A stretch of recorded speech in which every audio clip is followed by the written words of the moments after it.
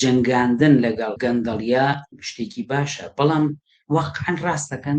یعنی ئەمە پرسیارێکە خەڵک دەتوانێت هەر ئێستا ئەو خەڵکەکە وەکوتم ئەکرێت دڵێک خۆش بکا بڵێ ئامە باشە، یعنی بەسەر گەندەڵکاران زیندانەکەن، دەست بەسەر پارەکەیان ناگرن وانە، بەڵام 101 پرسیاری تر هەیە لە پرسیاری لەوانە هەیە گەندەڵی گەورەتر لەوان چی؟ عەلی زەیدی خۆی یەکێکە لە گەورە سەرمایەدارەکانی عێراق، خاوەنی بانکی تایبەت بە خۆیەتی، خاوەنی حسەی گەورەیە لە شەریکاتی تەسفی نەوت و ناردنی ترانسپۆرتی نەوت و یان با بڵێن هینی سوتەمەنی و ئەمانەیە، و لە پێشووتریشەکە خۆی لە هینەکانی پەرلەمان و ئەوانەیە بووە.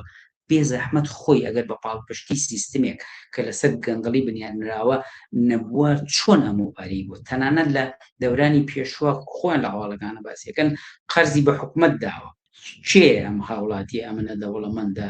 ئەمە وەکو وایە کە وەختی خۆی ئەگەر پارە و پول و تریلیۆنەکانی ئێلۆن مەسک نەبوایە، قابلی ئەوە بوو حەملەی انتخاباتی ترامپ زەعیف بێ یا حتا شکست بێرێ لە بەرامبەر کاندیدەکانی تران. پارە و پولی دەوڵەمەندەکان کە لە هەمان سیستمەوە بەدەستیێنەوە ڕزگاری کرد.